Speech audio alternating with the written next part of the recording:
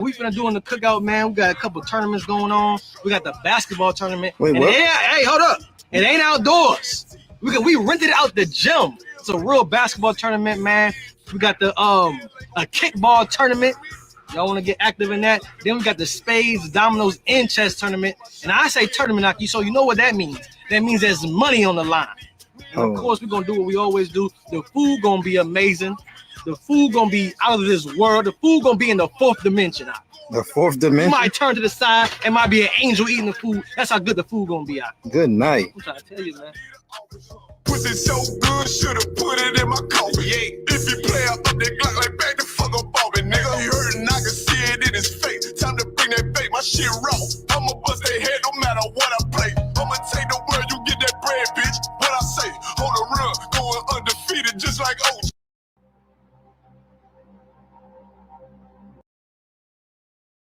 He had a garment with a belt on it made of gold. Okay? Go ahead. Verse 6. His body also was like the beryl. The word beryl is green. It's a Latin word. It means green. And look, his garment was green, meaning it wasn't his body, meaning his physical body, but the garment he had on from head to toe was in green. This is a real depiction of what Christ looked like. This is closer than anything you ever seen before. And what was done once again by the Roman Catholic Church, which is why it's such an evil institution, because the Roman Catholic Church taught us to worship Caesar Borgia, the second son of Pope Alexander VI of Rome, a homosexual and a child molester. And we worship him as Jesus, somebody who is so much far better than that Roman. And that's what the Catholic Church did. The Catholic Church single-handedly almost wiped out everything that was true about Jesus Christ.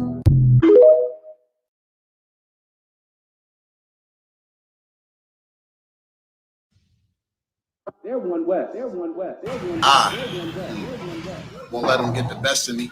They like the main ingredients, fucking up the recipe.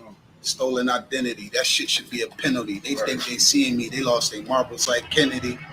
What's your discrepancy? Here for the longevity and respectfully, I don't want your comfort. I'm strong mentally, striving. I'm still climbing my mountain and breaking barriers. No warning when I drop my shit. Respect the way I carry it. I'm sitting in the chariot laughing because this hilarious. The more the merrier, kill your confidence, then we bury it. You're not who you pretend to be. I move off energy. They say they want the smoke. I get to fucking up their memories, but they gonna remember this because ever since Genesis, I've been at them, giving them heat. Woo, this shit ridiculous. Call it what you want, but we gonna brawl to the end of it. We terrorizing bullies. If you started, we gonna finish you, nigga. That was it. It was simple. That's what it came to.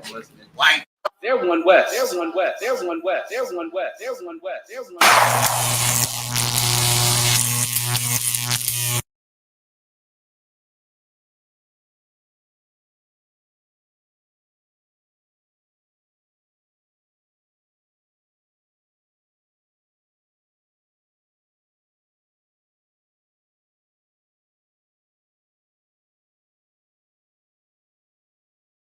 Even though I don't know you, I'm not letting nobody sell you crack. You know why? Because I never saw you before. But you a black man like me. That's right. And it's worth something. This is Black Watch with Commanding General YAHANNA, the only man to lead blacks, Latinos, and Native Americans. God made man on this earth. The white man he made man. God made man. God wants man to obey him. Bringing you real news. You don't need a black man in the White House. You need a black man in every black house. For many years, there's a lot of black people who didn't realize how deep the racism of white America was. You ain't gonna do nothing unless you decide where you gonna stand at with the Most High. This station is now the ultimate power in the universe. Righteous solutions to issues plaguing our nation. Boy, you better wake up and see the power that is within blacks, Latinos, and Native Indians. Join us every Monday from 9 to 11 p.m. Black Watch. Let the show begin.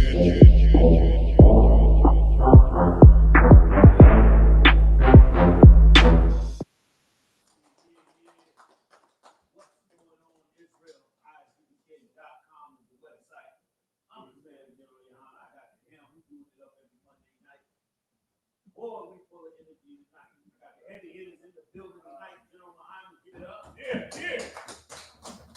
General Muhammad, give it up. Yeah, yeah, yeah. General Muhammad, Young, give it up. That's right, yeah. Officer Barrage, Officer Israel, yeah. Officer I.S.U.P.K, yeah. Every week in the game. Welcome to the show, fam. Welcome to the show. Somebody said there's no sound. We back good? All right, all right, all right. One me up, fam. One me up. What's going on, Shabaya Allah? Oh, yeah, oh, yeah. Black Dazzle got us in the game. YAHUAH.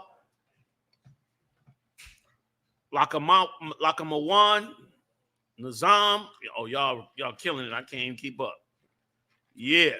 All right. So, yeah, we good. One West.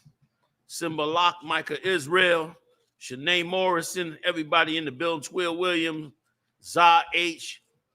Yeah, Thawada fam, Thawada. And since y'all put all them ones in, we're going to start with story number one. So, Obama jumped out of pocket and opened his mouth. He had something to say about black men. You die when you get a second. Drop that story about how Obama came out and checked black men. Maya, you need to jump just on what you said a moment ago, if you could. You read it first, or you want me to no, go ahead. Go. I'm sorry, Maya. Take the floor if you could. I don't have the story in front of me. No, just what you were saying was the heaviest game. The story, I don't think they know what the story is about. You read the title first? Okay. Oh, you're right. Let me let it ride. You had it right. Go ahead and rock the story. I told you we full of energy up in here tonight. Y'all know how I get. I just came back from Baltimore, man, Hebrew Academy yesterday. First of all, big shout out to Cat Makad Abarayam doing it up in Hebrew Academy, man. You understand? They're going to do the aquatic training out in Texas. I told Akkad under penalty of death. I told him he got to tell me every step, every single thing. You know, Akkad is he got experience with swimming and all that, and doing lifeguard work and stuff like that. But anyway, it was a hell of a Hebrew Academy, man. It's a hell of a mission. Him, the brothers that's holding it down with him, all the teams from all over the country, man. It is very well organized. You understand? They rocking from all over. I had an amazing time. I'm full of energy, man. The truth will make you full of energy if you get up in the spirit of it and you love it like you ought to love it. You love it like we love it. You know what I'm saying? You'll see all the beauty and benefits of being up in this work. All right. Also, too, real quick, I hope y'all will join me on Wednesday for the opening of the Feast of Tabernacles right here in Philadelphia, man. Come holler at your boy. Let me tell you how I'm doing it this Wednesday. This Wednesday, we're gonna do this. We're gonna do the ceremony, and afterwards, I'm gonna take live calls about the World War III. When we was in Hebrew Academy, was a whole bunch of calls coming in. You was there, you died. Bunch of calls, brothers was asking a lot of questions about World War III. I ran through about 20 of them, but then I didn't want to hold them up, so I said, look, we'll pick a day.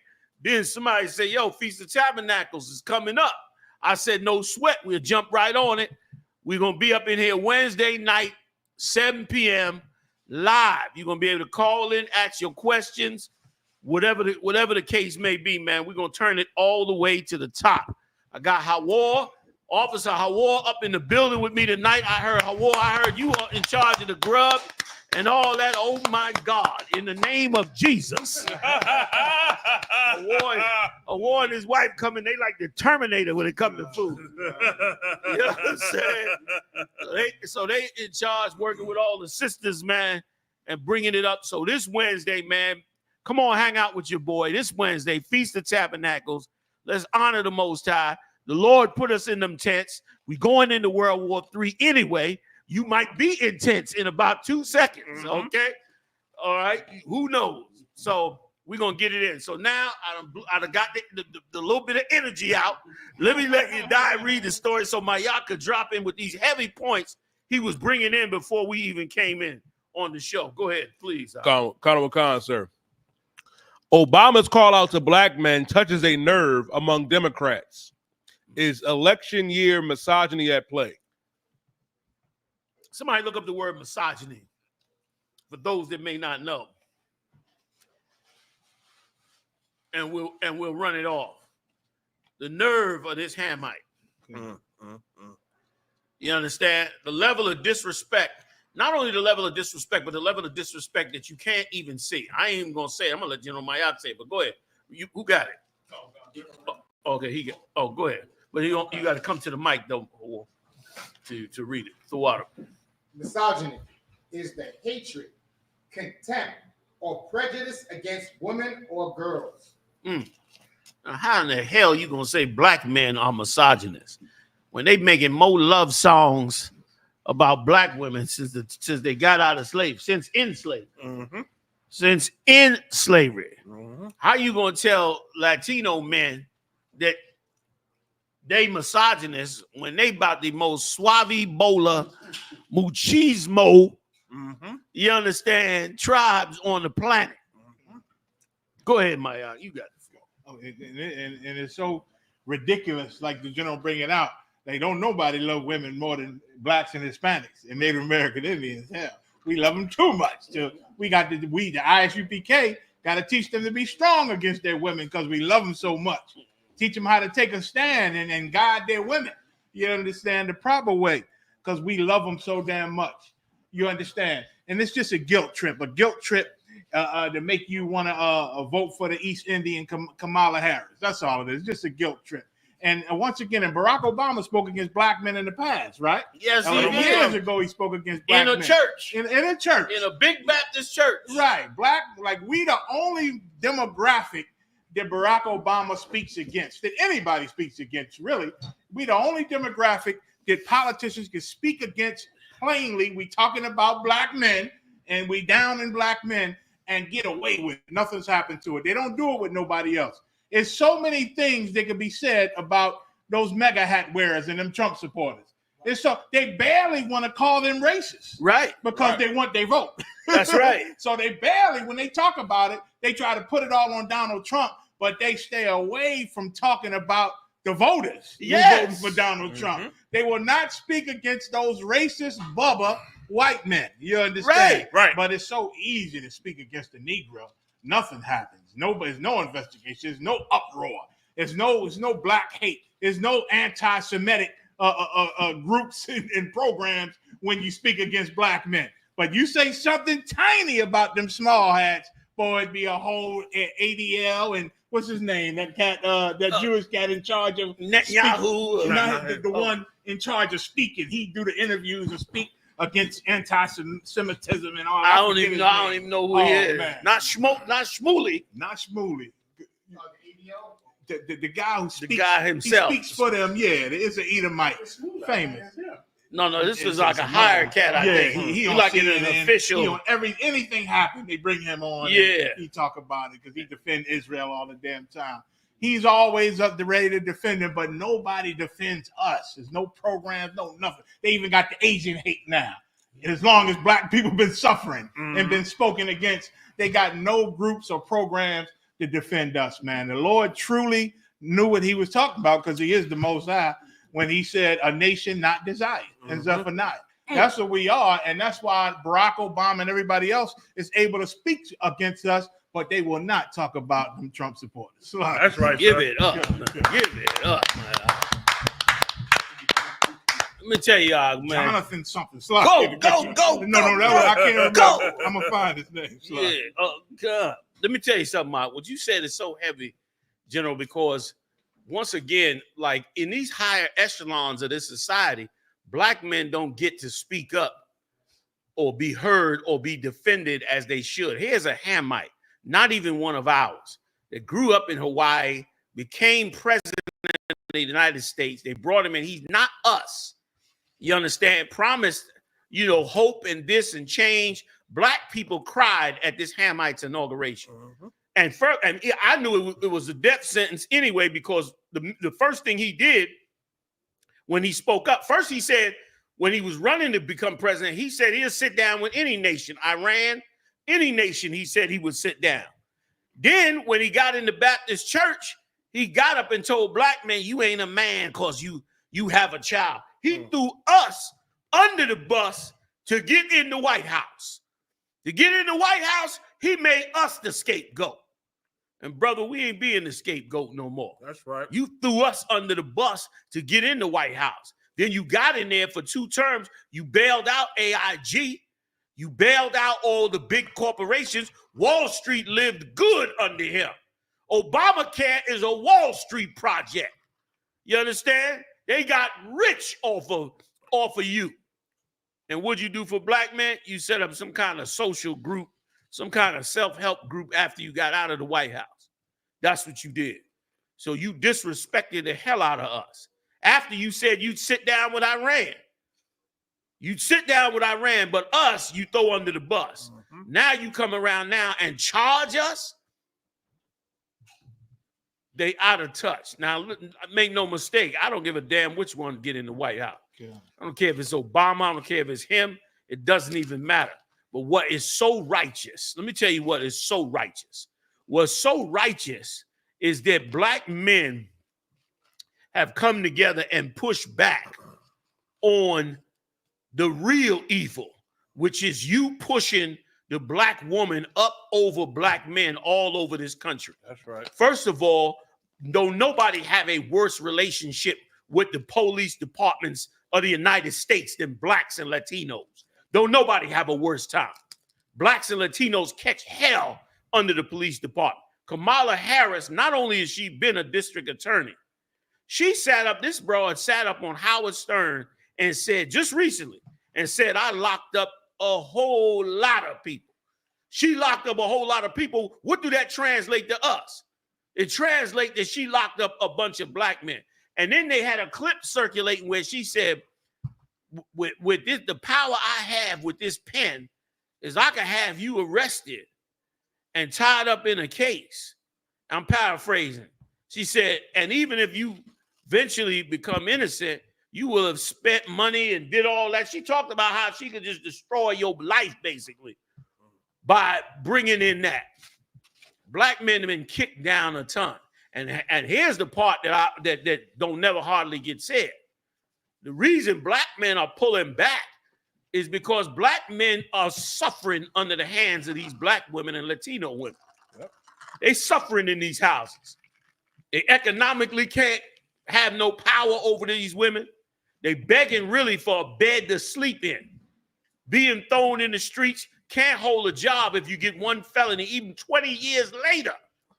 You can go 20 years without a crime, and you still got that felony on your record. You understand? I remember myself real quick as I was a contractor, and I was hiring brothers. I was always hiring brothers. And all the time I would hire brothers, but the parent company would not let me take brothers who had felony. I would meet a brother, interview him, talk to him, you know what I'm saying? Mm-hmm. I would say, man, I'm going to give you a shot. I'm going to give you a shot. I hire him, and then they come back and say, nah, he got a felony on his record. You can't hire him. And I have to cut him off. And it used to break my heart, man, because they used to come to me like, brother, I know I got a little record, but I'm going to come straight. I'm just trying to do the right thing. I ain't had a crime in 10 years. And it used to break my heart that I couldn't hire this dude. And they turned out, and then what I did, which was a little not all the way right, is I got under another contract, and I didn't even tell them who I was hiring. I just hired the cats myself, and they turned out to be the best drivers because they were the ones who needed it the most. Wasn't nobody giving them a shot. So you cut them all off of society, and you expect them to love some woman who's, boasting about how she locking them up. Mm-hmm. And then she just came out in the story. Did I let him read? Did he read any of it? You read some of the story. That in the story, she turns around and says that she gonna legalize weed. Like, that's how you appeal to black men. We're gonna legalize weed and we're gonna protect crypto. We're gonna make sure you can have your cryptocurrency and your weed. Disgusting. You don't respect black men, and the disrespect is so bad that it's not, they don't even know they disrespecting you. It's so bad they don't even know that they disrespecting you as a black man. To come to me and say, in exchange for my vote, you gonna make weed legal? You gonna help me be a better drug addict, an easier drug addict. That's what you gonna do. And meanwhile, this Hamite talking about, is it misogyny? Or is it that you just hate black women? The question that should be asked is, do black women hate black men? You understand? Like if she'd have got up in there and said, I want you black men to know, I know you've been treated bad by black women. I know child support has locked up many of you brothers who are working brothers. And I promise to teach and help black women to further respect you in your house. She'd have got some votes. She'd have got some votes. You understand? If she'd have got up and said, I will, instead of saying you want to murder every black baby in the abortion clinic, set up a mobile abortion clinic out in Detroit in front of the black convention, the Democratic convention. You set up an abortion clinic in a truck. And again, Donald Trump ain't no better. He ain't no better. But we just speaking on why them numbers of hers dropped and how evil they went about bringing it forth. Give me some more. I'll let the brothers get in. It says Barack Obama had frank words for black men who may be considering sitting out the election. Part of me thinks that, well, you aren't feeling the idea of having a woman as president. You're coming up with other alternatives and other reasons for that. Imagine that. You're going to tell us how we thinking, you piece of something. You're going to tell us how we thinking. You're going to say that our reasons are we coming up with something else, but we really don't like no black woman. And let me tell you black men something. Let me say this to us. I applaud black men for standing up because black women have been used in America for years to do mass evil to black men in this country.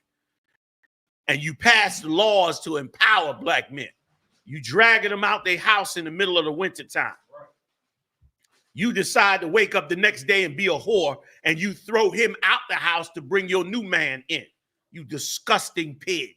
You know how many black men that lost their homes they paid for? I remember when I come back to Philly, if you don't mind me telling the story, Mom, when I was living in my Hyman house. I was homeless. I was living in my Hyman house. Him and Tazalai was taking care of me. The water again for your service, warrior. You understand? Damn right. You understand?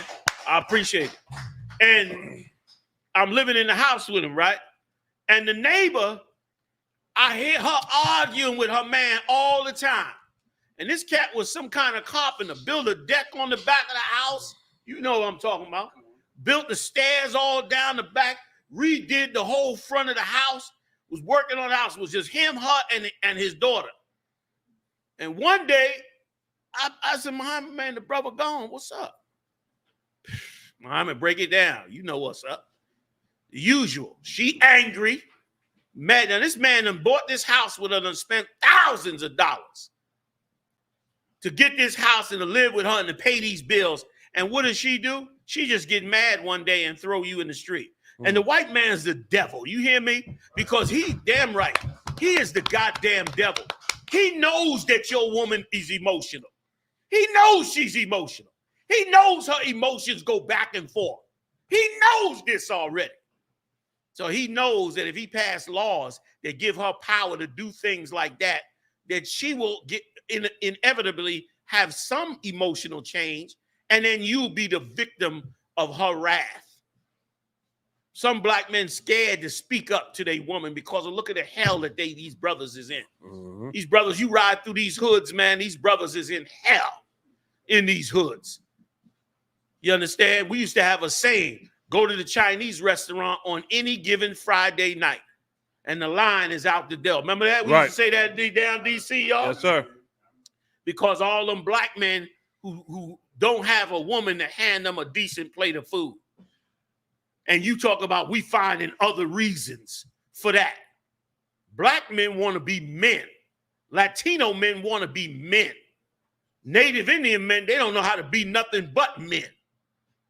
And brother, they want authority over their homes again. And thanks be to the Lord for the wonderful sisters in the I.S.U.P.K. I give it up to y'all, man. I give it up to you badass sisters in the U.P.K. That's right. You understand? Because when I was out there in Philly and D.C.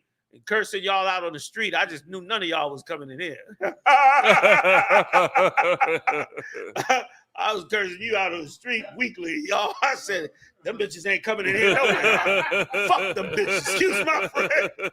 So I'm blazing on you all day. One day I walk up in here, it's sisters in here. They must put a hit on that. They came to the truth because they knew we was right. Right. They knew we was telling the truth. And they got down with the truth and stood with the Most High.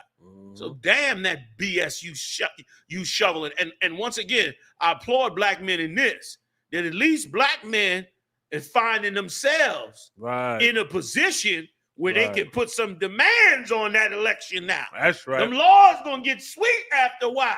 You keep that pressure on. If she lose this election, believe me, the next Democrat that run for office is going to figure out what they supposed to do to get the black vote instead of trying to tell us like we dumb, ignorant, no good pieces of garbage that's just upset because a woman in charge.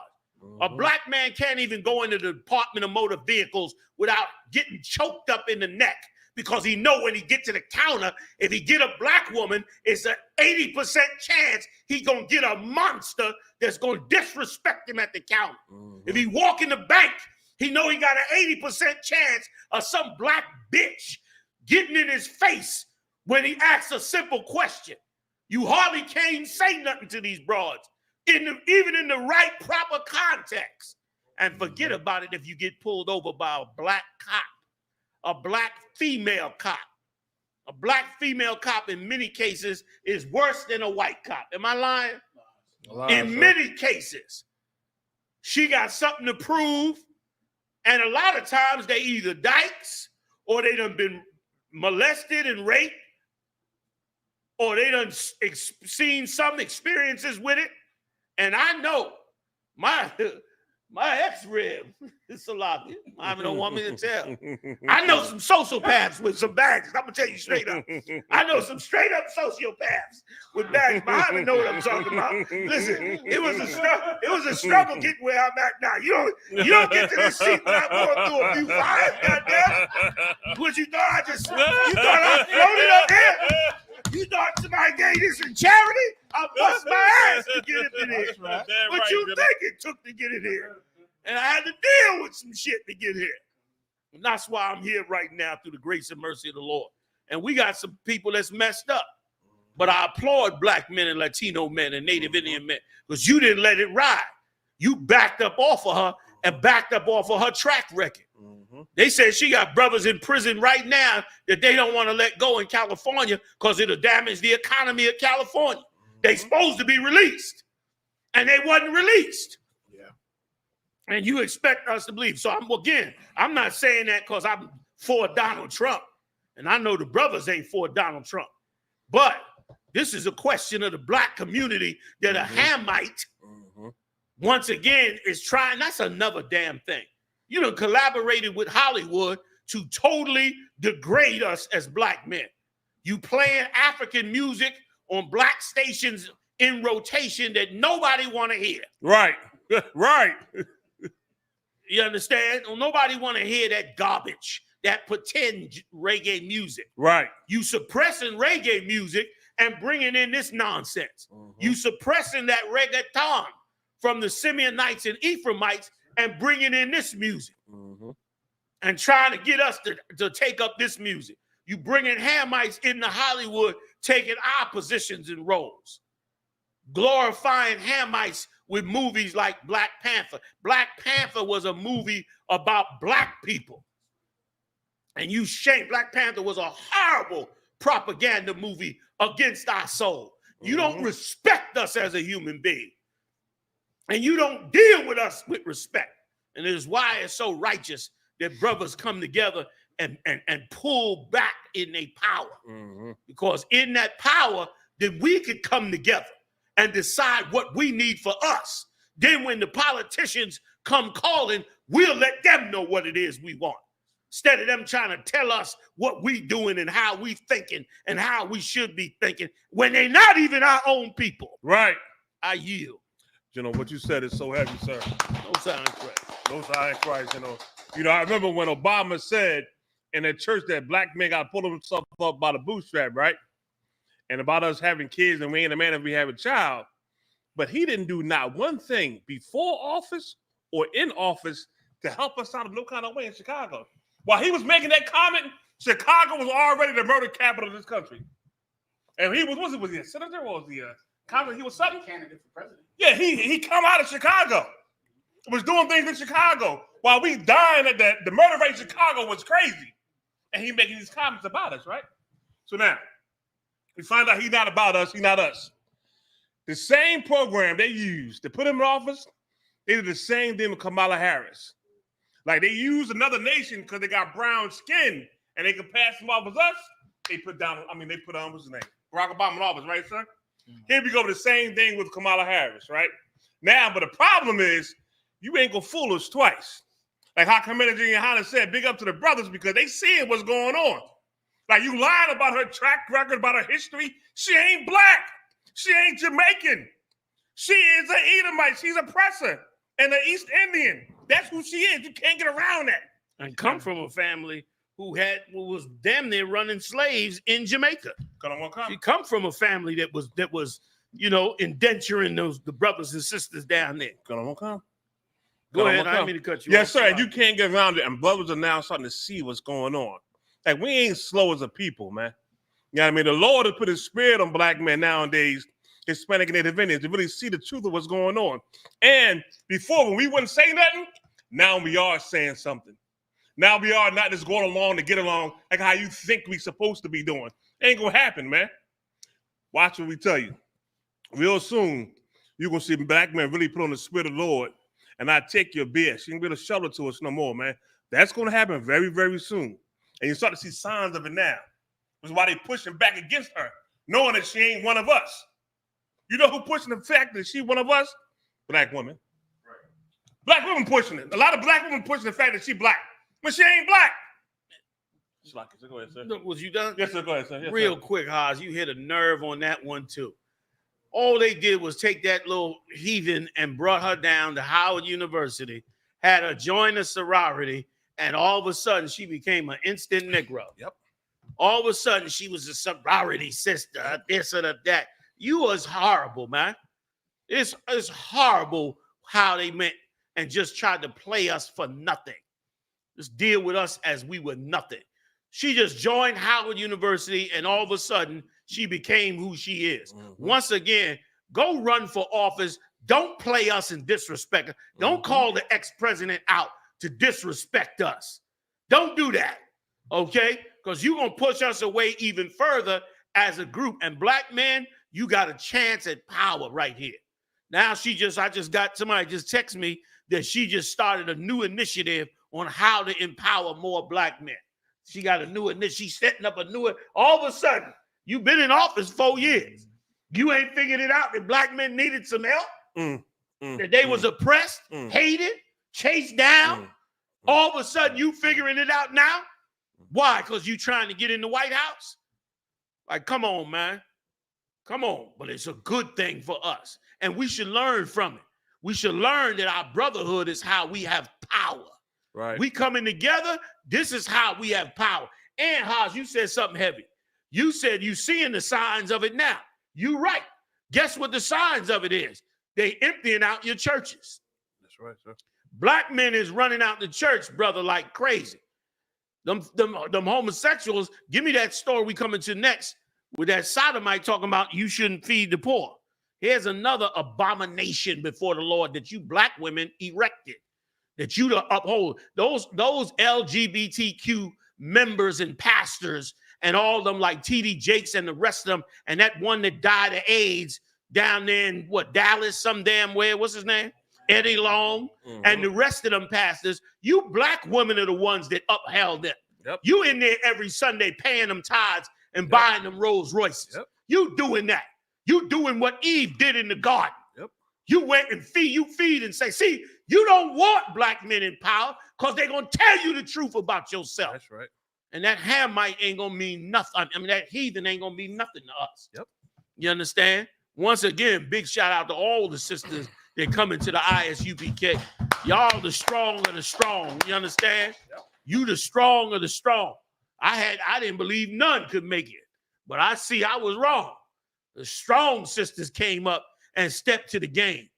But a lot of you are the ones that uphold that horrible, horrible child molesting, sodomite meeting place, evil black woman training camp, technical college for being a hoe, organization called the Christian Church. Yes, sir. That's what you are. Yes, sir. And that's what you've upheld. Yes, sir. Everything coming out that church, you built it. Yep. You built it up in there. That's right. And you like, what's black man? Is it misogyny? Do we just hate black women? The hell out of here with that, man. I yield. Salah, please. Okay, so what I said. We don't hate black women, man. We love black women. We hate your lies. We hate the games I'm playing. Y'all using this woman to say she's part of us, and she ain't part of us, man. Her history don't match the facts of being us. Neither does yours. His history, I remember he made the comment. He went to, what's that slave port in Africa? What's the name of that port? He went there. It was Fort Judah. Yeah, he went there, and then he said, listen, this place holds a special significance for my wife, Michelle, and her people. Like, are you kidding me? I thought he was one of us. So why don't it hold the same thing for him? It don't, because he's not one of us. And now they try the same thing with her, but she ain't one of us. They always did the black woman a lie and follow them.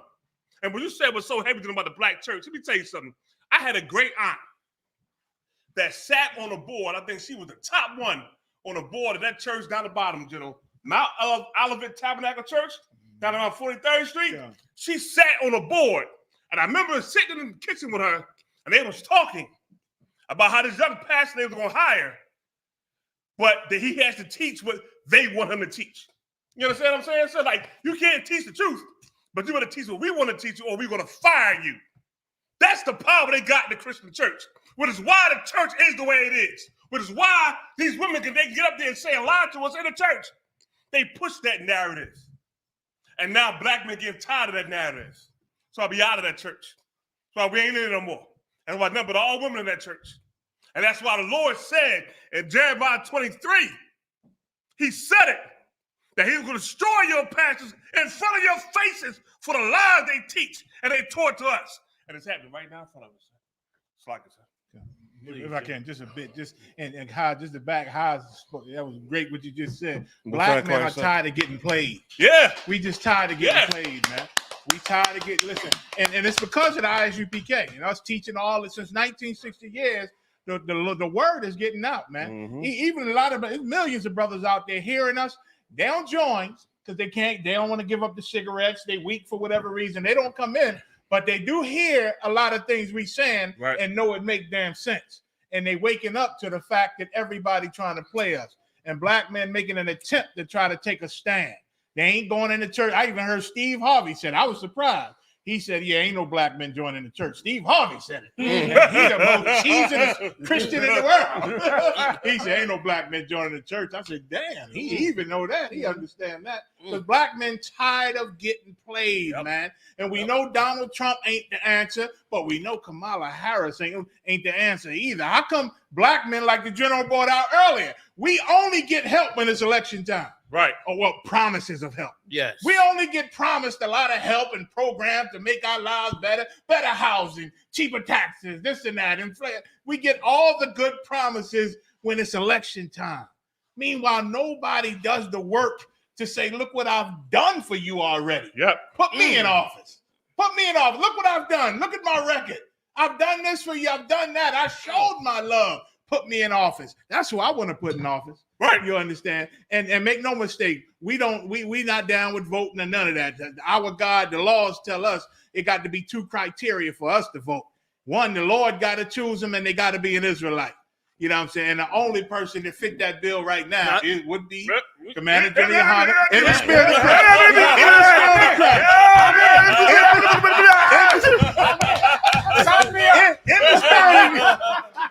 Because he's standing with YAHUSHUA. Like black men are tired of getting played, man. It's good to see them waking up. They just need to come on and take another step closer.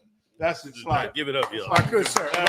Please. Let me tell you, the story all this week, sir, was how Barack Obama chastised black men for not voting for Kamala Harris, how they were stupid and misogynistic for not doing it. However, here's the problem. Back when Barack Obama was running, like you brought out, he also chastised black men. Right. Jesse Jackson was so angry about it, he said, I should cut his balls off. Yes, he did. That's how angry Jesse Jackson was. Yeah. The story then was Barack Obama is chastising black men. That was also in October. That was October. Wow. That was in October. Wow. There's a thing in politics called the October surprise. That's right. Your anger for Barack Obama and how he chastised black men is so much worse than the reality. Let me give you the reality. Everyone knows that it made black men angry. Right. It disrespected us, that he's chastising us for not supporting Kamala Harris. He also chastised black men when he was running. Who was happy when he chastised us? I'll spin it around for you, sir. He has it, sir, if you don't mind. Please. I'm going to read this to you if I could. This is Barack Obama. White support for Obama at historic high. This is when he ran in October. October. White support. You guys, you put up on the screen? Do I have it? I'll read it for you, sir. Barack Obama, the first majority nominee, is positioned to win the largest share of white voters for any Democrat in more than 3 decades. More white people voted for Barack Obama than any president for 30 years before him. Because Barack Obama, now, in my opinion, and of course, I'm a cunning snake myself, sir, which you know. He is the most cunning snake that's a politician since Ronald Reagan. Barack Obama knows that black men are not going to vote for him because he chastised them. If Barack Obama wanted black men's vote, he would placate to them, lie to them. He'd go on a hip-hop blog. Kamala Harris went on the Howard Stern show. Donald Trump goes on the Joe Rogan show. If you want men to vote for you, you placate to them. You act like you love them. He's not looking for black men to vote for him. Black men, like the General YAHANNA said and General YAHUAH, black men are not suckers. They're not going to vote even if they like you because they're not suckers. But if you disrespect black men, white people will vote for Kamala Harris. They will do it. Barack Obama is not stupid. He's a cunning snake. I got it right here. Did you show everybody? Oh, it's here. Think of 30 years before him. White people voted for Barack Obama more than Mondale, more than Jimmy Carter, more than the little short Greek man. I forget his name, sir. Dukakis. Oh, God. More than any Democratic president. Barack Obama. And they loved Bill Clinton. More than Bill Clinton. More white men voted for Barack Obama than Bill Clinton because Barack Obama knows what makes white people happy, to denigrate black men. He knows it works. He knows that if you disrespect black men, white people will sit home and go, tell them. I'm sick of them. I'm sick of how they own my job thinking they tough. I'm sick of how they think they own everything. I'm sick of their uppity attitude. White people are who are going to love what Barack Obama said about black men. And he did it for them. He didn't do it to correct black men. He did it because it makes white people happy to see black men disrespected. So like you said. Damn right. Damn right. What you holding? Pastor Keon Henderson discourages congregation from giving to the poor. We got video? You can start on the article. Go ahead. Conor Wakan, sir. Houston megachurch pastor Keon Henderson has sparked controversy after a sermon discouraging his congregation from giving to the poor. In a recent sermon at the Lighthouse Church and Ministries, Henderson told his followers, there is no divine blessing in charity, unlike tithing. Like, this is a monster right here. Like, this is a monster right here. Like, this piece of garbage is going to get you to turn against the poor, which is throughout all the scriptures. Like, good night. And he pretty famous, huh? The sisters told me he was married to Shaquille O'Neal's ex-wife that was on some show about basketball. Shawnee. Yeah, he said that's his wife right now. And he's obvious. This cat here is obviously a sodomite. Forget about it. You know what I mean? Like, what's be going on up in that Hollywood, boy? Whenever you ready, Marah, go ahead and play it. You got on purple, You can bring it, yeah. You got on purple. You got on purple, sir. Nah, You got no purple. Let's see. Little purple stripes. You always, and there is no blessing connected to blessing the poor other than getting back what you gave to them, but no multiplication. And he's a drug addict. Here's the other problem with the church is that anytime a person is in need, y'all go to running and dropping money. But let me tell you something, the poor will be with you always, and there is no blessing connected to blessing the poor other than getting back what you gave to them, but no multiplication. Like, that's a monster right there. Like they and listen, and they know how to get their money. He hate the fact that you're gonna give some money to the poor, and he want to make sure that money. He losing to the poor. Yes, like dollars. Exactly. Like he is. Well. In all honesty, these days he losing a lot because a lot of people's leaving the church and they just deciding to give to the people. I seen that. You understand? Okay. A lot of them leaving the church and bringing them 10% right on into the UPK. Okay. Shalom. And they, you know what I mean? And they in Okay. violation of the code of all sodomy. Okay. You know what I mean? But Okay. some people just decided people ain't dumb. They hear what we teach and they know what we saying is right. So some of them come over and support us. Others just go on and pay and just give money to the poor, and he knows it. And it's taking money out of his pocket. And like any good charlatan, any good money grubbing drug addict, he's doing what he got to do to get that money. Let's get some more. We can just play it one more time. That's pretty much most of it. Of honor, you got to go to the mic. Sir, a couple months ago, the same pastor asked his congregation to give him $4 million. Come on, man. Come on, man. Give him $4 million, but stop giving the poor. Right. You ain't getting nothing back from the poor. Yeah. As Ain't though that they getting something? something back from him. Wow. Right, that's a good point. You got the tape on it? Do you got the tape? YAHUAH. Oh, yeah, give somebody the tape. Marah probably need it.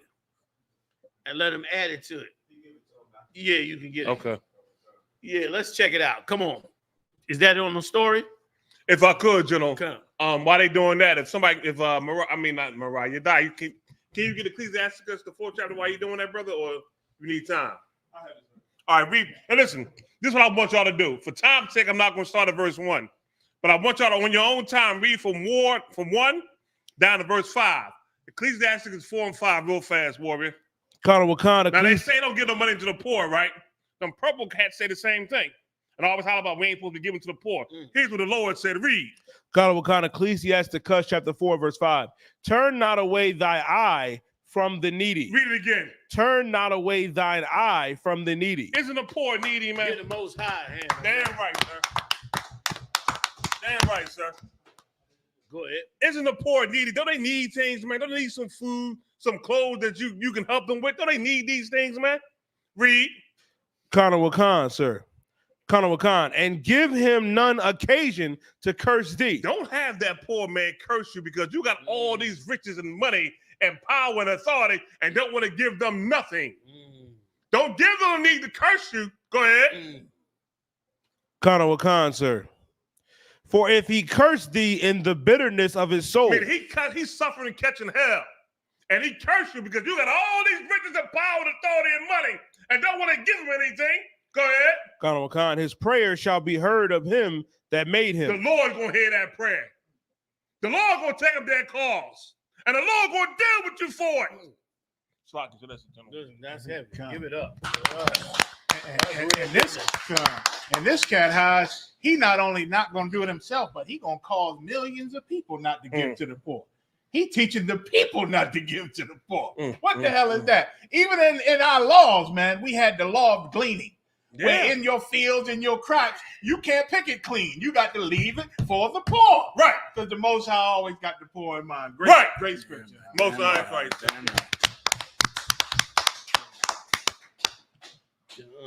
That's what's up. Okay. No, you got the other tape? Couldn't work? I do have it. I don't know if it's the tape. It's 2 articles on that, sir. If I may. It says black pastor being called shady for asking church members to donate $2,100 each. Pastor Keon Henderson of the Lighthouse Church in Houston, Texas, has called his congregation and supporters to help raise $4 million to not only to repair the damage caused by Hurricane Pearl, but also to build a larger place of worship. Like they monsters. Like they monsters. They monsters. And thanks be to the Lord, they're getting ready to get put out of business. Damn right. Like the church business is about to become the worst business to be in about 2 seconds because it's useless. It's useless to the black community. Like what we need another big church building in America.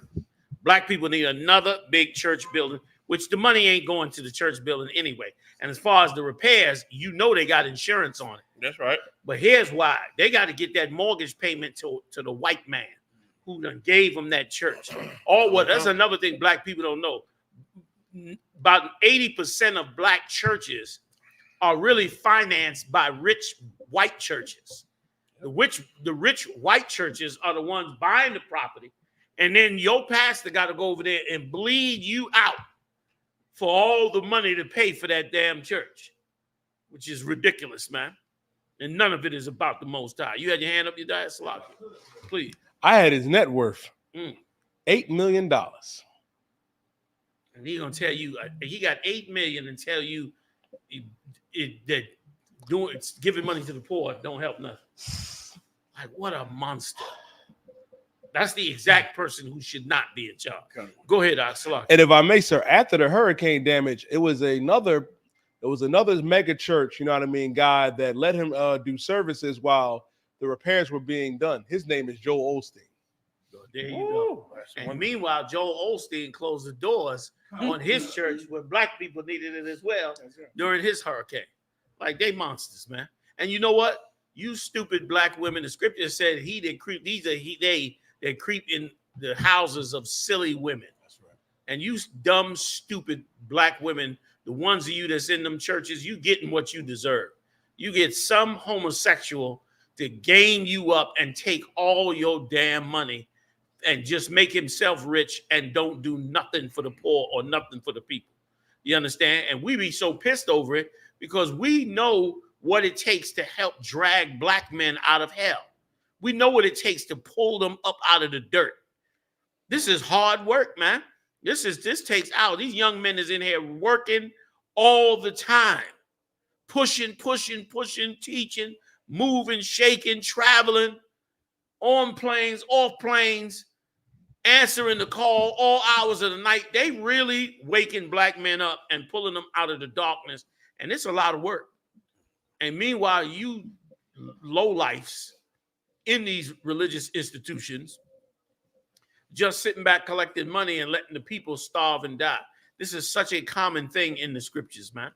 Common in the scriptures. But you're going to pay the price for it now. Now we at the end. You're going to pay the price for it. These churches is emptying out.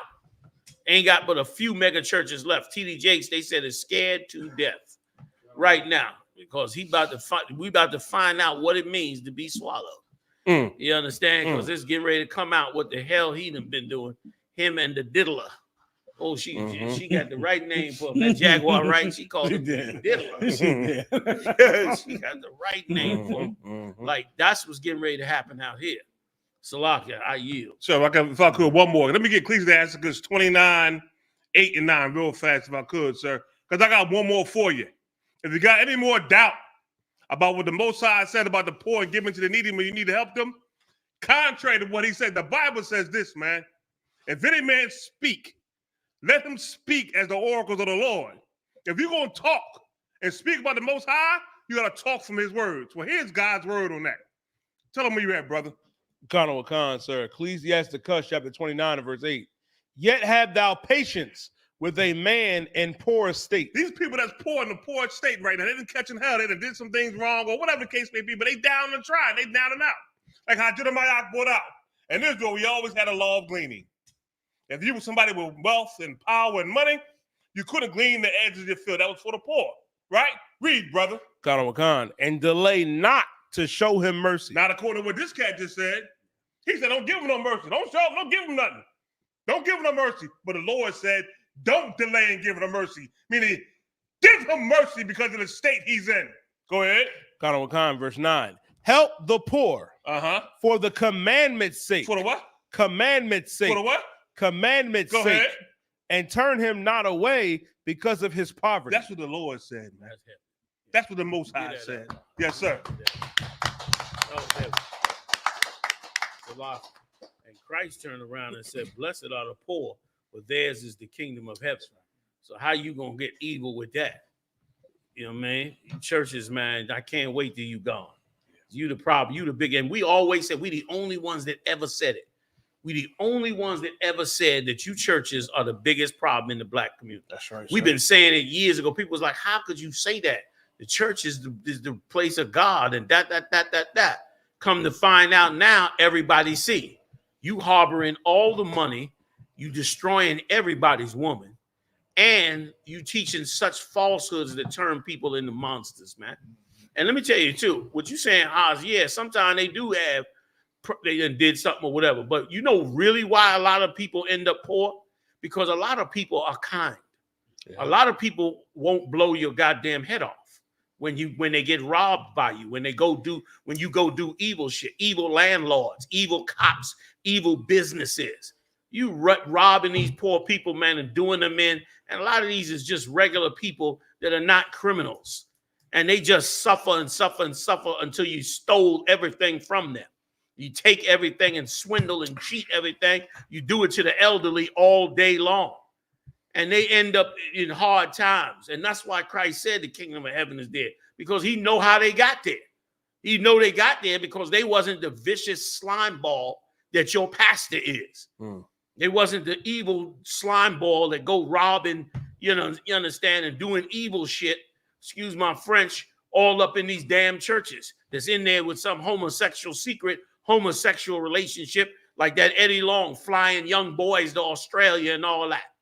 You understand? Like they ain't doing it. Them people is in there. That's why Christ said that woman that gave that pence, hers was the greatest because she was sincere. All she had was a penny. But she gave the penny because to her, it was more right to give this penny than it was for her to keep it herself, not knowing she giving this penny to the same people Christ was about to whip out that temple with a cat of nine tails. Right? He still counted her 1 pence great, even though she was giving it to this wicked ass group of Sadducees and Pharisees. And that's y'all in the church. You in the same spirit. And people giving you money and all that, they poor and they sincere and they trying to serve the Lord and find their way to the Lord and learn the truth about the Lord. And you disgusting vile sodomites sitting up in these churches teaching all manner of bullshit to the people and destroying their lives. And thanks be to God, you about to get put down. They about to leave up out of here. The tide is changing. The world is changing. And you're going to be out of business. And you understand, and we're going to love it. You know what I mean? Because you deserve it. And they done had so much power and spread their witchcraft for so long, General. I just recently saw cats that was Israelites. Cats that was Israelites, found out they was Israelites, didn't come into the I.S.U.P.K, go follow some Christian Israelite, and then left them. And now they sitting on there and see Jesus, that grace did away with the Levitical law. That grace, see, I know they're going to call me the devil now because Jesus don't care about what you wear and what you eat and what that Levitical law, that's the old law. Damn! I know they're going to call me the devil. I said, oh my God, this is a cat that y'all about used to, y'all about yeah. And but That's hit few. the stogie on Hit him. the stogie right there. You know what I'm saying? But again, black men is coming out of that mess. They That gonna lie in the come. Christian Yes. church. Some fall weak, and that's few. Yeah. You understand? But men standing strong now in I.S.U.P.K. We've been here for you. That's So, right. All you got to do is come on in. That's right. Damn son. right. And if I could just let me say something else on it too. The church is for weak men. That's what it's for. That's what Right. they hunting. They ain't hunting strong men. Right. Because strong men gonna see what they doing and push up against it. They hunting weak men to drag up in there and use and turn you into sodomite and push you to the side while they molest the kids and all God knows what they doing in here. The biggest holes you ever met is in church. The biggest holes you ever met is in church. You understand? Including the strippers, and they ain't the worst. I yield. Can I say one thing, Please, sir? you And for the Christians out there that think it makes sense to say you don't get anything when you give money to the poor, I'm going to break your heart right now. You're not supposed to get anything. Right. The poor get something. Right. When you give to the poor. That's kind of how it works, right? Yeah. Like I already have the money. I'm giving up something. The poor get something. Right. And I know that is a crazy concept to Christians because you are so selfish. And that when you're giving to people, you're saying, I don't get anything by giving to the poor. I only get something when I pay tithes. You're not supposed to get anything. The poor are supposed to get something when you give it. Right. That's a crazy concept. I know it's like foreign language, but you're supposed to lose something for the poor. You're supposed to give up something for them. That's the whole concept of giving. I don't know what else I can do. I want to leave. It's the concept of giving, right? Give it up. I try to understand. I don't understand. All right, brother. Listen, that's so heavy in there. It's so ingrained in us that we don't even realize this cat is saying you shouldn't give to them because you're not getting them. Yes. Like as though if you do anything, you're supposed to get something. Exactly. Like that's how much is in them Christian. That if I do anything, it's to get something. Oh, it's bad. All right. That's all right. They'll be out of business soon. Man. Go ahead, Al. What's so crazy is that these Christian pastors, right? General Myman was bringing this out earlier. So these pastors, they feel like they so godly. They such demand that you can't give nothing to the poor because they don't get, you don't get nothing. Yeah. So in essence, you give it, but you ain't getting nothing. But if they give it to you, then they giving it to a man of God. They like, it's so crazy. Like if you come out your pocket, it's like, oh, that was worthless. But if they give it to you, it's like Jesus received. Which is wild as hell. And they supposed to be giving it, the part they giving to the pastor is supposed to be so that he could take care of the poor. They supposed to be giving it to him because of what he's doing. Instead, he wants them to give it to him, and just giving it to him is a return. Like that's supposed to be your return is he gave it to the pastor. You're welcome. Yeah. I'll take your money. You're welcome. Right. Like you good to go. That's insanity right there. Go ahead, where are we going? Oh, you want to bring something? Oh, something small, sir. Right quick. It was so heavy about even when he said that, like he said outside of tithing, because he's letting you know it's the same thing that Kenneth Copeland did during COVID, where he said, "Don't you stop tithing." Right. Is that don't go give the money to them, give it to me. Yes. Outside of tithe. Like in other words, tithe, but don't give away the part you give it to the poor too. Like they monsters, man. But again, you dumb, stupid black women, the ones of you that's in them churches, you deserve what you get. You're getting nothing. You're promoting LG. Your son will be a sodomite. That's what you promoted. Your son will be a sodomite if not for the Lord. You had your hand up. You gotta go to the mic if you're gonna speak. Oh, you're getting out of here. All right, Warrior. All right, Warrior. We see y'all on Wednesday. See you on Wednesday. All right, no sweat. Might come get me a plate, whore. I'm trying to tell you this. Listen, as you said, I was thinking about jerk chicken. Your wife is all right. Cook, damn right. Where we going, you dad? Sir. China holds military exercises surrounding Taiwan to warn against independence. Let's go. There's more to it. Sir.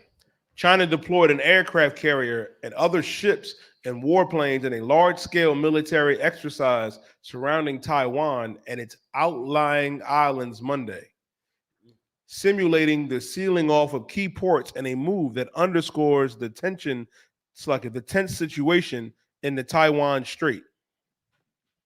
China's defense minister said the drills were a response to the Taiwanese president's refusal to accept Beijing's demand that self-governed Taiwan acknowledge itself as a part of the People's Republic of China under the rule of the Communist Party. They straight up telling them, you coming back in the fold under China. And for everybody that don't know, this is all part of the Third World War. This is all part of the world's armies coming together. Like the scriptures say this. The scriptures say it's a time for all things. That's right. A time for peace and a time for war. And what the nations is realizing that it is the time for war for them. Right. Because they all now's the time for them to go after their enemies. Now's the time for them to take down their rivals. And they all feeling the heat of it and they all getting ready to get into it. Go ahead, give me a little bit more, you die. Y'all jump in anytime you get ready. Come on, sir. I have a connecting story. North Korea says frontline units ready to strike South Korea if more drones appear. South Korea is sending drones into North Korea, checking North Korea's bases, their weapons, all that. Why? Because North Korea is sending troops both to Russia and Iran. They already was sending weapons to Hamas and to the Hezbollah. So now they sending soldiers into China and into Iran to go fight with them. And because of it, it means that even though North Korea is in Southeast Asia, North Korea is now part of the Third World War. Like that is the Lord bringing all of these armies into this theater. China's being drawn in, Taiwan's being drawn in, North Korea and South Korea is being drawn in. They all being drawn in. That's what we're going to be talking about Wednesday night. We're going to be discussing it Wednesday night during the Feast of Tabernacles with the live call-in, man. Mariah, you got the flyer already? When you get a chance, grab it. Have you seen it? Snap. Have you seen the flyer? Get Mariah, get it. Maybe you could even do it at the end or something like that, or pop it in somewhere just so everybody can check it out. Wednesday night, y'all, 7 p.m. I hope you come up to Philly and join me. And let's hang out, break some bread. Hawah is going to be cooking for y'all. It's going to be amazing. He's going to have the sisters helping out. You understand? And also, too, any babies that want to come up and be anointed, I'll be anointing the babies at the end of the service as well. Or anybody that wants to get prayed over, really prayed over by real men of God, instead of some sodomite, come on down, put that oil on you, and call on the Most High to heal you and help you and strengthen you as well. So all these nations is being called into the theater. They threatened, they said that they're going to break up all the roads right down between North and South Korea so that the South Koreans can't come across the border, and threatening to bomb South Korea if they keep flying drones over, which means that the intensity of this world is about to get super duper hot on the earth. And if you're a black man, you better wake up now. Now's the time to wake up and get away from that other man. Go ahead. Go ahead, you die. Slock, unless somebody jump in. Go ahead. Says U.S. tells Americans in Lebanon to depart now as Hezbollah-Israel war intensifies. Damn, which means they getting ready to bomb Lebanon like crazy, because Lebanon just fired rockets into Israel and hit Jerusalem. That's unheard of. And recently they hit another base, killed 4 soldiers and injured like 60. And here's the thing. They may be allowing them to hit them so they have the pretense to wipe them the hell out. Yep. Because they now that they kill them soldiers and injure them soldiers, they're going to go up into Beirut and try to decimate the entire country. They just trying to get popular opinion on their side, and they're going to go up in there, man, and do nothing but damage. But once again, this is the buildup of the Third World War. This is all part of the buildup. And they hit Haifa, they hit Tel Aviv, they hit major cities, you understand, inside Israel. The U.S. just deployed a new Iron Dome system. The last Iron Dome system didn't work. So they got the new advanced high-tech Iron Dome system with they said it takes 100 soldiers to run this new Iron Dome. They shipped it over to Israel right away because, of course, them rockets coming in from Iran and Lebanon is hitting all inside the country. It's bad. And more countries are going to join in now. That damn near makes it official. North Korea and South Korea, they getting sucked in. China's getting sucked in. I'm waiting to see what's going to happen down there in Cuba, the Caribbean, all that. You got more out? Or okay. Anybody? Nah, sir. All right. So look for us Wednesday, man. Throw that flyer up for me right quick, Mara, if you're able to. Look for us Wednesday, man. 7 p.m. We're going to get it in. There it is. Wednesday, 7 p.m. Join us for the Feast of Tabernacles. Oh, we're going to do live call-in, too. Did I mention that? Earlier, kind of. We're going to do live call-in. If you got questions about the Third World War, or you just want to make a comment, or you want to bring something out, jump in with us, man. Let's get up on the lines, all right? We'll do that then. And we'll go over plenty of scriptures about it. All right? Let's go, Yadai. Where we going next? As disturbing as George Floyd's death, family demands release of video showing hog-tied black man beaten and pepper sprayed to death in Connecticut prison. Is this crazy or what? Oh, it is video footage. Look at this. Is that a bag over his? Oh, that's a spit bag. Yeah. Stop him from spitting. Probably in there torturing him. Yeah. Trying to drive him crazy. And now they killed him, right? You got that's just a still shot, or is it footage? It's a still shot. Put the still up. Can you put it? Oh, yeah, there it is. You can see they got him tied up, then they hog tied him. Of course, the officers is almost all white. Beat the man to death inside that prison. Hog tied him, then killed him. Go ahead. Conor McCon, the family of a man who said their loved one died after being stripped naked and beaten in a Connecticut prison is demanding the state release footage of the incident to the public. The video shows moments leading up to the death of 31-year-old Ja'Allen Jones at the Gardner Correctional Institution in Newtown on March 31st. According to a CT Insider, a State Department of Corrections report states that officers were preparing to transfer Jones, who is a diagnosed schizophrenic, to a mental health unit for psychiatric monitoring and support. According to the report, Jones had been acting oddly and had not been taking his medications. And of course, they didn't know how to deal with him, so they killed him. Hog tied him up, bagged him, eventually murdered him. Once again, our people got to be in our hands. You know what I'm saying? Like, they not going to care about us. We got to care about us. Once again, you talking about black men. Black men need to be given the power they need. And given the black woman's track record in church, I think it's about time she lose some of this power she been running the streets with. I think with the record of all the hoeing she been doing, it might be about that time to just pull her rein, pull her coat, and put her back in, you know what I'm saying, in a safe distance from her damn self. Given a number of abortions and murders she done did in the abortion clinic, maybe it's about that time to give black men some real authority over their women so that they can turn around and do something. Not some pseudo authority where when she done had enough, she just called 911 and have you thrown in the street. It's about time to change the game. You know what I'm saying? Yeah. If I could, please. You know, we had an incident one time down about a dorm school in North Carolina, right? I.S.U.P.K dorm school. Officer I.R.O.C, the head of the dorm school, and the captain I.S.U.K down there, right? They had a cat who was schizophrenic out in the street with a knife. and the cops pulled up. Everybody pulled their guns out. But let me tell you something about the Spirit of the Lord, what Commander YAHANNA just said about us having the power.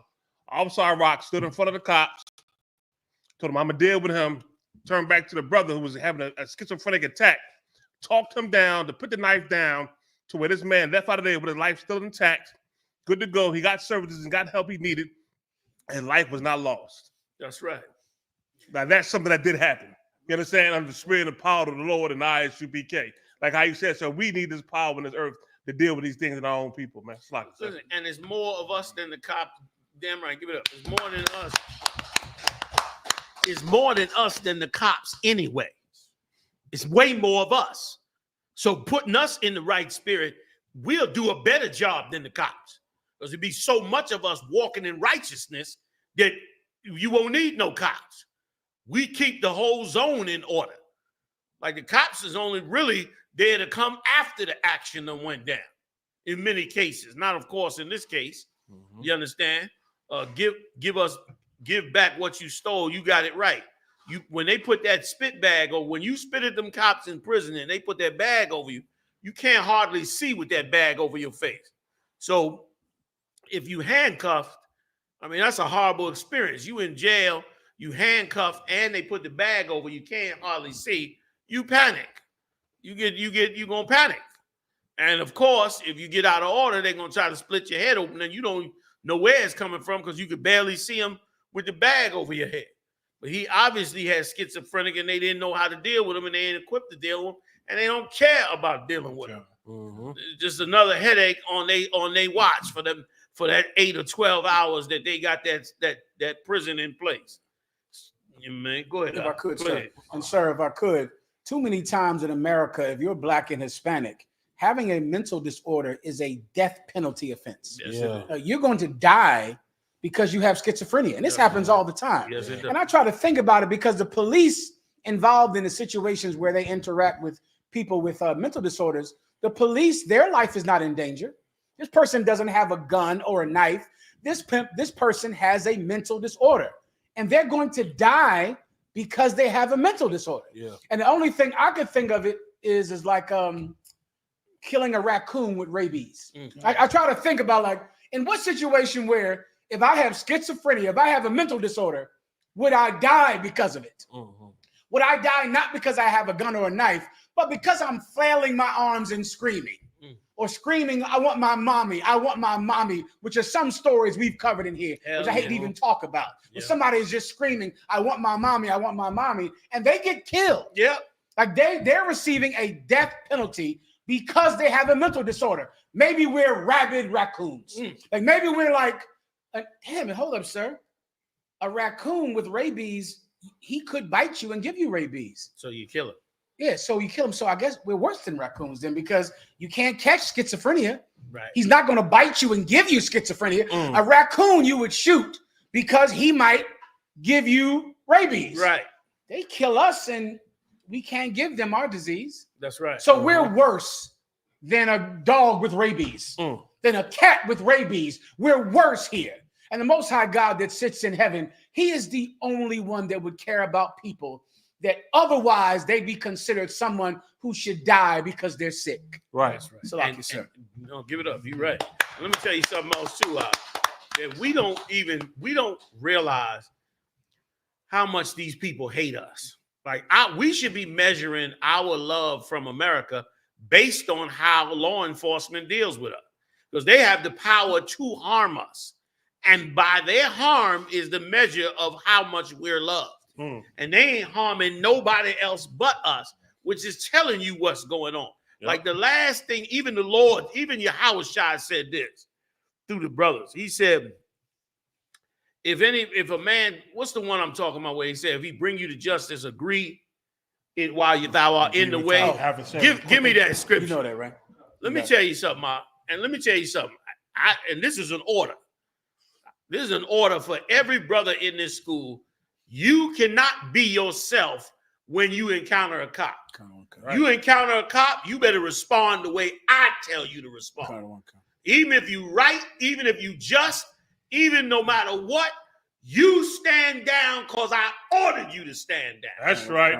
Not because you got to stand down or because you a punk. Damn right, but John. I'm ordering you to stand down. And the reason I'm ordering you to stand down, because you too valuable to me in the work of the Lord, than dead on some slab because you got to deal with some stinking rat cop.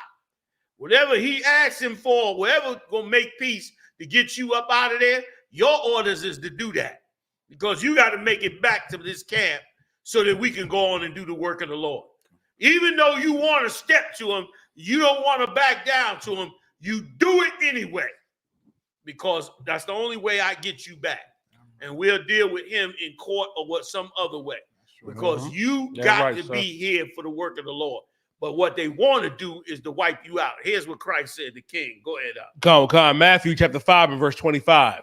Agree with thy adversary quickly while thou art in the way with him. Stop listening to TikTok videos about telling cops when you get pulled over, you understand, I don't have to give you my license. I don't have to do that. I don't have to. Why are you asking me for my license? Till he busts the window and drag you out the car. We don't do that in here. You understand? And even a lawyer will tell you, if a cop orders you to do something, you have to do it. You got to deal with him in court later, unless he endangers your life. If he endangers your life, that's a different story. You got a right to self-defense, but you better be sure that's the case. And in many cases, it has been, but brothers have not been able to defend themselves. But my point being in this, in general, you don't fight your case while you were in the way, while he pulling you over. Damn what they be saying on TikTok. They telling black people how to respond the way white people can do that with the cops. Yep. White people can do that. You can't because they want to kill you. They don't want to kill him. You understand? But they do want to kill you. And you too valuable to me in the work of the Lord for you to be dead out there somewhere with some hillbilly piece of shit that somebody put a badge on his chest. Nah, you're not going out cheap like that. You understand? You're going to do more damage by waking up the 12 tribes of Israel than you ever could dealing with one cop. You understand? Instead of dealing with the cop, we'll be the mayor and fire the whole damn police force. That's what we'll do. Go ahead, Doc. Khan, lest at any time the adversary deliver to thee the judge, and the judge deliver thee to the officer, and thou be cast into prison. Right. They'll put fake charges on you and all that. And in these days, it's beyond the prison. They trying to kill you, especially if you young and black, and which is why you got to be cool in that type of situation. But you should also know this: based on how you're treated by cops who don't have to be kind and nice to you, that's the measure of how much white people hate you. White people are only nice to you because they need you to buy in their store. They need you to not rob them. They need you to come to work every day so you can run their businesses and drive their buses and keep their kingdom going. That's why they're polite to you. But they hate your damn guts, which is the proof is the cop don't have to be nice to you. He got the power to not be. And he exercises that power only on you because that's the real feelings that he has. And you should understand that so that you don't get caught up into the game. All right, let's go ahead. Where are we going? Leave town N-word. Racist graffiti found on small Texas church before it was burned to the ground. Police draw outrage at the revealing incident is only a fire investigation. Only a fire investigation. No racial investigation. Nothing. When was the time the church was burned down with the 3 little girls? In Mississippi, man. What year was that? 62, something like that. Good, 65, something. They burned this church down and killed these 3 little girls in the church. Might have been 4. 64?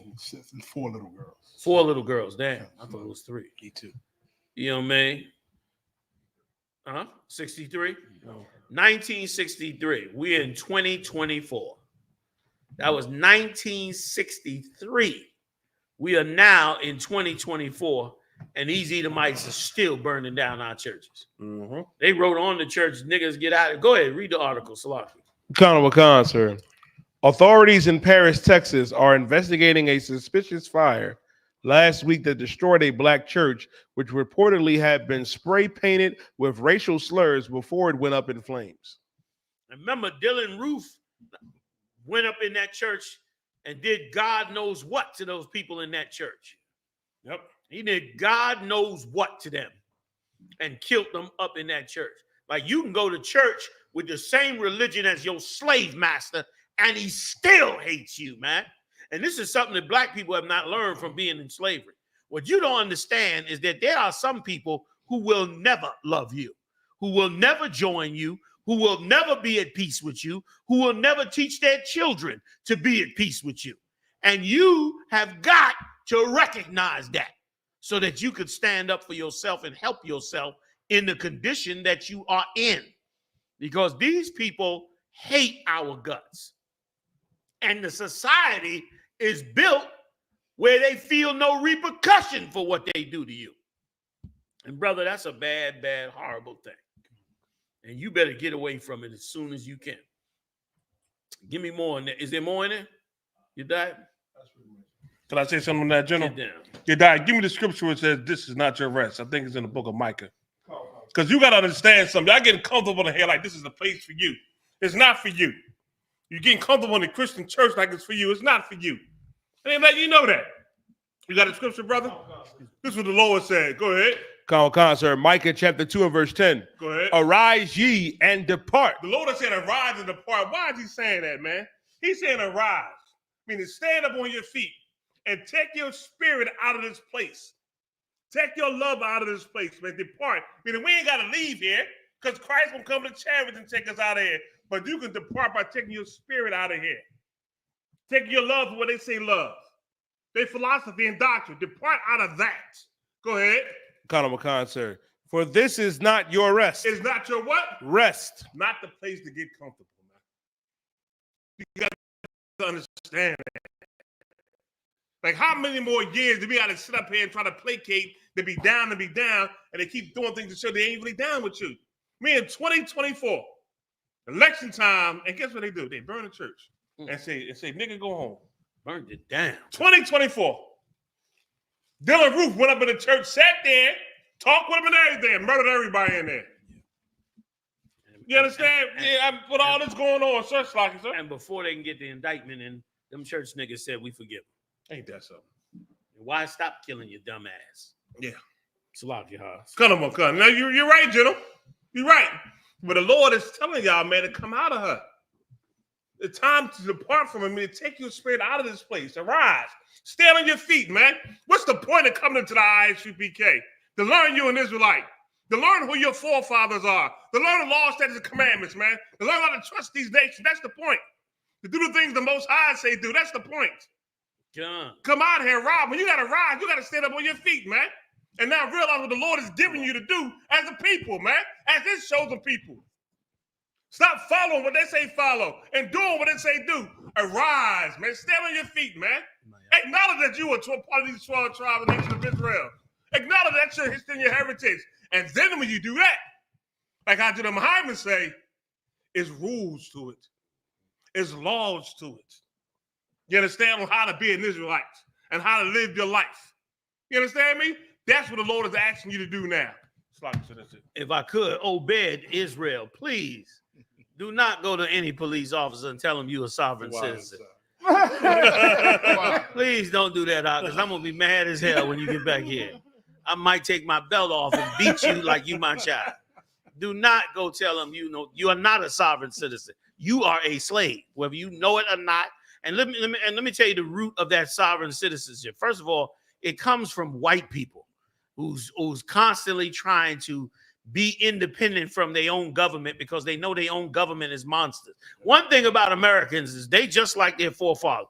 Their forefathers wrote that Constitution because they knew that their children was some evil bastards. So they wrote a Constitution to make sure they try to keep them children in line. The problem is it then passed down to black people, and now you think you're a sovereign citizen, which is ridiculous. and it's unenforceable. For you to be a sovereign citizen, you know how you become a sovereign citizen? By taking a piece of land and being able to defend it where nobody can take it over. Then you're a sovereign citizen because you're a sovereign nation. That's some paperwork BS that some Edomites came up with years ago to make you feel like you are, not a slave. When it's wiser to know you're a slave so that you could operate in slavery. Like everybody acting like, oh, don't say we're not slaves, we're free. We're free men and we're free. And you're freely dying in this damn place. Go ahead, General. And there's so many dead brothers and sisters who believed in that sovereign message. Yes. Argue with police because of their rights. They're dead and gone. Dead and gone. You understand? Like the general said, that's something that Esau created. You be then brought up that sovereign citizenship and changed the whole atmosphere of the police. Now he wants you out the car. He wants your mouth on the ground and his knee in your back. Please don't do spit bag on your head. Spit bag on your head. Hog time and getting punched in the damn head and skull. So follow the orders from the general. God, remember that crew that was recently up on 95. Remember they had the tactical gear in and all that. They was driving and the state troopers pulled them over. Saw 4 niggas in the car with tactical gear on. What? Pull over. Yeah, Jimmy, I got 4 niggas in tactical gear. They backup came. He came to the window, opened the window, and he said, "I'm a sovereign citizen." State trooper said, "I need backup right away." 20 minutes, that nigga was a sovereign tree monkey. The nigga was in the woods. 20 minutes later, talking about sovereign. It's dumb. And it's going to get you killed. You understand? When you got a far bigger and more important job to do in raising up the 12 tribes of the children of Israel. And Christ just said, agree with him when he's in the way. The person that decides what's right and wrong is the judge, not the cop. You and the cop don't come to a conclusion on what's right. You ain't arguing with your woman. You understand? The scripture said also, does it say in that same verse of your diet that he carrieth not the sword in vain? I think it's in that same verse, right? Read on down in that one, if you could. Oh, it might be in Romans. Might be in Romans. Go ahead. Okay. Go to where it is. You understand? Like, brother, your life is too important, and they want it too easily here. You understand? I know you want to stand up. I know you want to check this shit out of them cops. I know you want to push back on them, but you only want to push back on them because of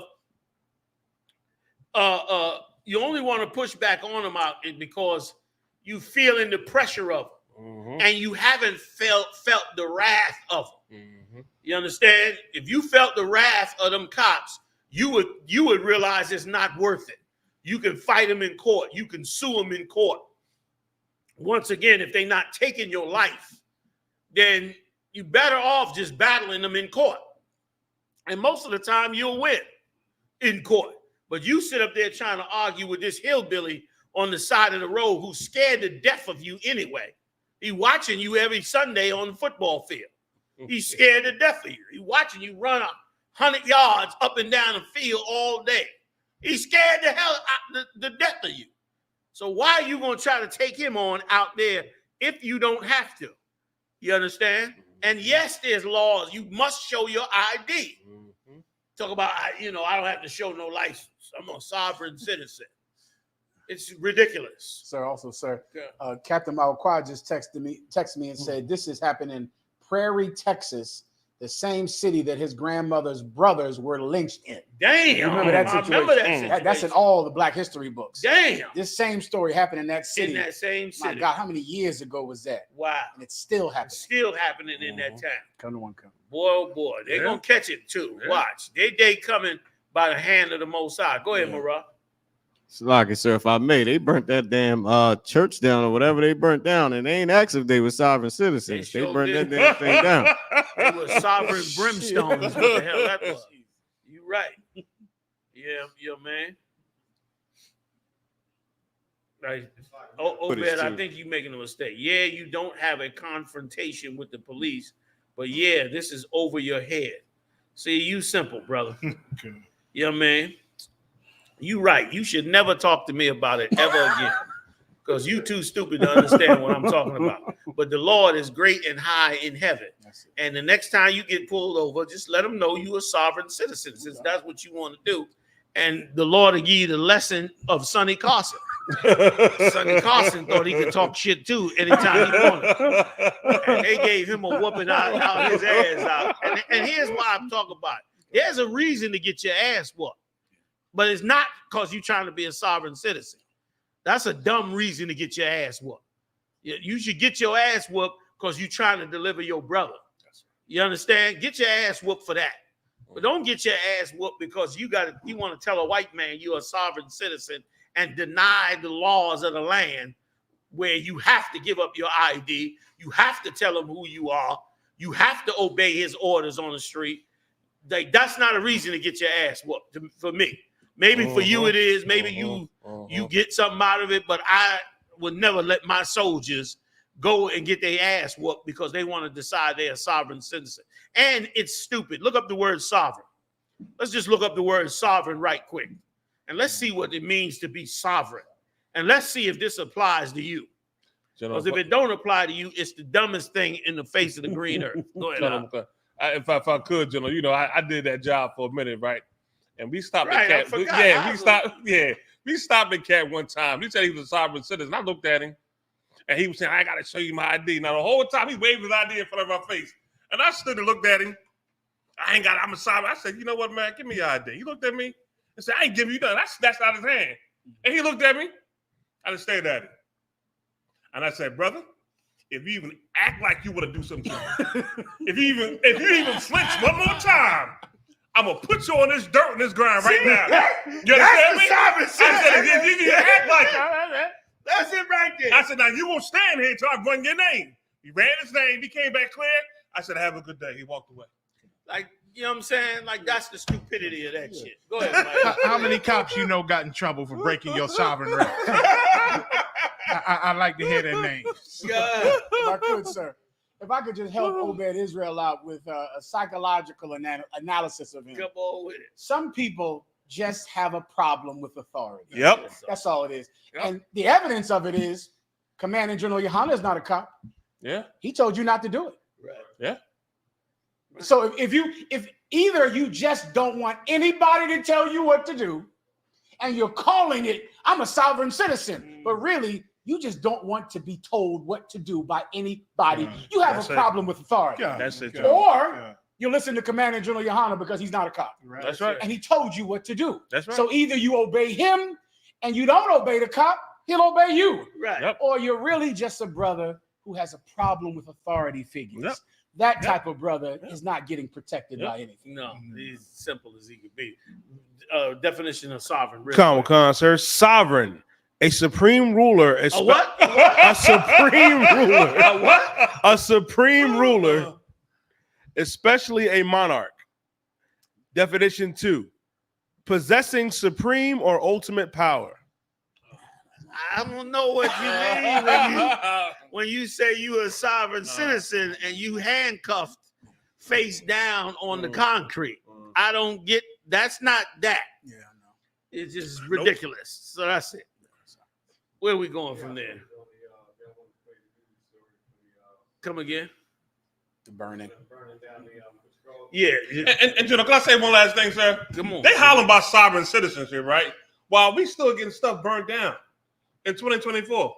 Like, are you kidding me? Like, you holler about supreme power and all this kind of stuff there, while they still burning down the buildings that we own. Now, be it it's a church, it's evil, I got all that there, but they still burning things down that belong to us. You understand what I'm saying? Still doing it. So what kind of power and authority do you really think you have? Are you kidding me? It remind me of, what's that? What group always use them words, Semitic? Semitic. I was trying to they always trying to one game on you, that Semitic shit. I hated that shit. Like, come on with the Sematics, man. Stop playing games. Like, we died in America. Right? We died in America. Yeah. Our blood is literally running red in the streets in every major city, every gut-wrenching time, we dying, and we still got niggas saying I'm a sovereign citizen. You kidding me? Are you kidding me? Really? Obey what Commander YAHANNA said. Give the idea. That's it. It's simple. You ain't do nothing wrong. What's the problem? Here you go, officer. End of story. Bang, you going. Come on, man. And Obed, you're delusional if you think that you are a supreme. It's delusional, brother. Right. It's delusional. You understand? A supreme ruler means you don't have to bend to anybody. And like Muhammad said, it sounds more like you just don't want any authority over you, brother. You understand? Just hang in there. The Lord will get it right for you. I don't want to dwell on that too long. Yes, sir. Where we going? You died. We done on that last story? They burned sir. the church down. Was you trying to tell us something about it, Marah? I was saying we got to put it. We good to go? Okay, let's keep on. Let's roll on now. Come on, sir. R. Kelly's daughter drops bombshell accusation that he sexually abused her as a child. Damn. Go ahead. Nobody's surprised, too. Some more. Come on, sir. Oh, you know what? R. Kelly's daughter with wife Andrea Kelly has opened up about the sexual abuse she allegedly suffered at her father's hands in a new documentary about the singer. On Friday, October 11th, TVEI Networks released the first of a two-part expose about Kelly and his relationship with his children, titled "Karma: A Daughter's Journey." And if I could, go ahead. No, let me let you go ahead. And then I want to add something to it. Go ahead. Khan. Per TMZ, the film finds his daughter, Buku Abi, born Jonay Kelly, sharing details about an incident she says occurred when she was around the age of 8 or 9. The now 26-year-old claims that she woke up to find R. Kelly touching her and pretended to be asleep. In a trailer for the documentary, Abi is heard alluding to the life-shattering moment. Let me tell you something. R. Kelly was a victim of child molestation, but he was a victim of child molestation that rarely gets talked about. He was a victim of child molestation by women. R. Kelly was passed around by several church women. They used him as a sex toy. Them evil women who would not obey their husbands and would not do what a man tell them to do. So they was lonely up in them churches. And so what did they do? They found a young boy that was a little more mature, that had a little voice to sing, and they used him as a sex toy. They turned him out and turned him into a sexual deviant and filmed him, took photos of him, made him watch films, made him perform sex on these old rotten ass, old ass church women, and just did him in dirty. And then that demon that was on them, that they put on him, he then turned around and became what he became. And it is why it's probably true that he molested his daughter. Because that's what he became. You know what I mean? He became a man he became what they call a voyeur. A voyeur is somebody who loves to watch, lewd sexual acts. You know what I mean? Most of the time in secret or whatever the case may be. Puff Daddy has the same demon. And R. Kelly's got the same thing. But here's what's important to know. That this happened in church. And in these churches is where this takes place. Well, we watching what all this whole R. Kelly, P. Diddy, all this comes from church. Church is what builds this kind of thing. And R. Kelly specifically was directly right out of that church. Not only him, but that cat that came out, what's that one that said don't sit on his piano? Kirk Franklin. Kirk Franklin, another sexual deviant and a sodomite who, you understand, comes out of church. There was another one I was going to bring up. Donnie McClurkin? Yes, that's what I was going to bring up. That cat there, his is the roughest, one of the roughest. I mean, they molested him into a full-out closet homosexual in the church. Now, how it's going to be that in the church is where the down low homosexual lifestyle began and is harbored every day. Like this is an abomination before the Most High.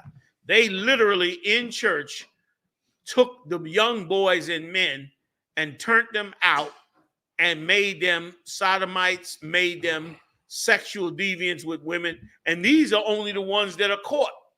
There are thousands of them in these churches. Probably tens of thousands of them in these churches. And they full of all kinds of sexual deviance. And let me tell you something else too. And it's a perpetual demon in this. A lot of you black women go to those churches and you learn to be an arrogant, evil, man-hating bitch. That's what you learn how to do. And as a result of it, you then turn around and you destroy your own sons. You beat and your nephews and so forth. You beat their spirit into dirt.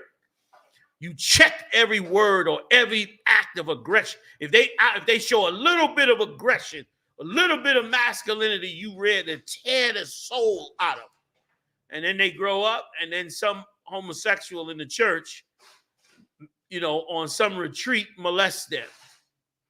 Or they become susceptible to it. Do you know how many church sodomites ride around on Sunday after church with a brand new fresh ride, picking up young boys either from churches or on the street? That's a big thing in the black community. These older black sodomites molesting young boys from church. That's a church thing. It used to be you had areas where pornography and prostitution took place, and the churches used to complain about them. Churches used to talk about them in their sermons. Guess what? Now they in the church with you and running the church. And that's what's produced in that place, which is why we tell everybody turn from that place. Blacks, Latinos, and Native Indians turn from that place. God is not in the church. The church is a Babylonian construct. That's what it is. It's a copy of the Babylonian church. It is not the copy of the Church of Christ. They're just using his name, and you too dumb to know the difference.